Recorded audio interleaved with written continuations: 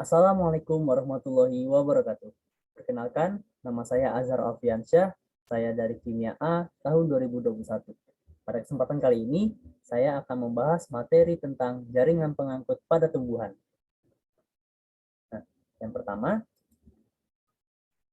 jaringan pengangkut merupakan suatu jaringan di mana berperan dalam pengangkutan senyawa kimia terhadap tubuh tumbuhan. Kemudian, bekerja untuk mengangkut senyawa atas hasil fotosintesis yang berlangsung di daun, serta membawa air ataupun hara mineral dari dalam tanah. Nah, fungsi jaringan pengangkut ini ada dua, yaitu yang pertama, untuk mengangkut air dan unsur hara. Air adalah sebuah komponen penting bagi seluruh organisme, termasuk tumbuhan, di mana air berperan sebagai pelarut untuk menjalankan berbagai reaksi kimia pada tubuh. Air begitu dibutuhkan oleh tumbuhan, yaitu berguna untuk menjaga tekanan turgor supaya bentuk sel tetap turgid. Karena saat terjadi penguapan, maka akan menyebabkan salah satu hilangnya air dari seluruh tubuh tumbuhan. Oleh karenanya, tumbuhan akan selalu mencari serta menyerap air dari sumber yang terdapat di dalam tanah. Akar tumbuhan akan terus tumbuh serta mendekati sumber air yang ada. Lalu yang kedua, mengangkut zat hasil proses fotosintesis. Tumbuhan adalah suatu organisme autotrof, di mana organisme yang mampu mensintesis makanannya sendiri melalui sebuah proses fotosintesis. Senyawa karbohidrat atau glukosa yang dihasilkan dari proses fotosintesis adalah senyawa utama yang di dalam pembentukan energi melalui sebuah reaksi respirasi seluler. Energi ini dibutuhkan agar menjalankan seluruh aktivitas di dalam tubuh, mulai dari suatu pertumbuhan atau perkembangan, reproduksi, transfer zat, serta lainnya. Selanjutnya, hasil fotosintesis itu senyawa glukosa yang akan diedarkan ke semua sel di dalam tubuh melalui sebuah jaringan floem yang diangkut mulai dari daun sampai dengan sel di ujung akar. Reaksi fotosintesis di mana berlangsung di dalam daun akan menghasilkan senyawa yang diperlukan oleh seluruh organisme sebagai sebuah bahan pembentukan energi.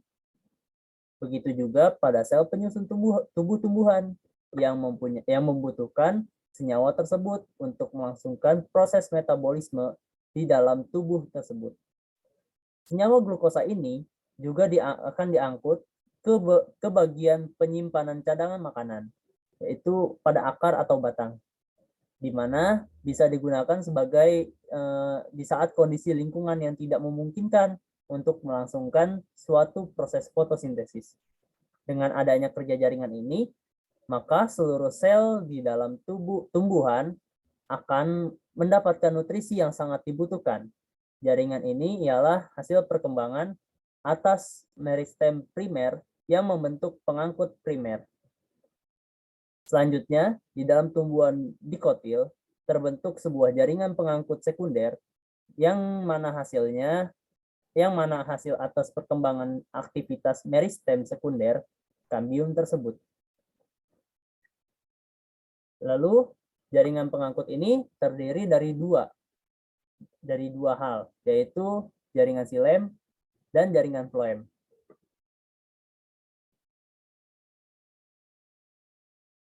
Jaringan xilem adalah suatu jaringan di mana berfungsi untuk mengangkut air dan hara mineral dari dalam tanah tersebut, di mana air tersebut akan masuk melalui jaringan akar, mulai dari epidermis sampai dengan di pembuluh kayu, yang akan mengangkut air dan hara mineral akan naik ke organ tumbuhan lainnya, seperti pada batang dan daun.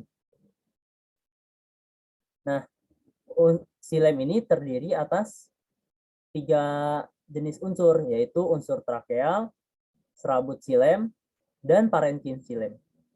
Unsur trakeal ini terdiri dari trakea atau sel-sel berbentuk tabung dan trakeit atau sel-sel yang panjang dengan lubang pada dinding selnya. Lalu serabut xilem ini terdiri dari sel panjang dengan ujung yang meruncing. Lalu yang terakhir, parenkim xilem ini berisi zat seperti cadangan makanan, tanin, dan kristal. Nah, selanjutnya ada floem. Jaringan floem maupun pembuluh tapis adalah jaringan pengangkut di mana berfungsi untuk mengangkut hasil fotosintesis yang berlangsung pada daun. Di mana cara kerja jaringan ini ialah dengan mengangkut glukosa dari daun ke seluruh sel di dalam tubuh tumbuhan. Nah, floem ini terdiri atas bulu tapis yang berbentuk tabung dengan ujung yang berlubang. Lalu ada sel pengiring yang berbentuk silinder dengan plasma yang dekat. Lalu ada serabut floem yang berbentuk panjang dengan ujung berimpit dan dindingnya tebal. Lalu yang terakhir ada parenkim floem. Selnya hidup, memiliki dinding primer dengan lubang kecil yang disebut noktah. Parenkim floem berisi tepung, damar, atau kristal. Nah, selanjutnya tipe jaringan pembuluh berdasarkan letak floem terhadap xilem. Yang pertama ini ada kolateral terbuka. Nah, kolateral ini terdiri atas kolateral terbuka dan kolateral tertutup. Nah, di dalam kolateral ini floem dan xilem berdampingan. Lalu selanjutnya ada bikolateral, yaitu xilem diapit oleh floem luar dan floem dalam.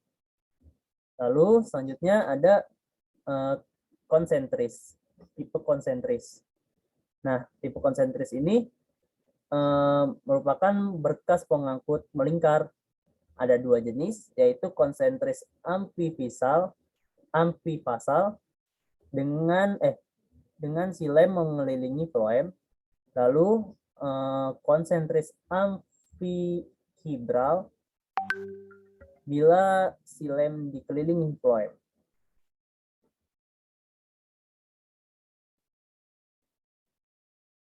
Nah, sekian pembahasan materi dari saya.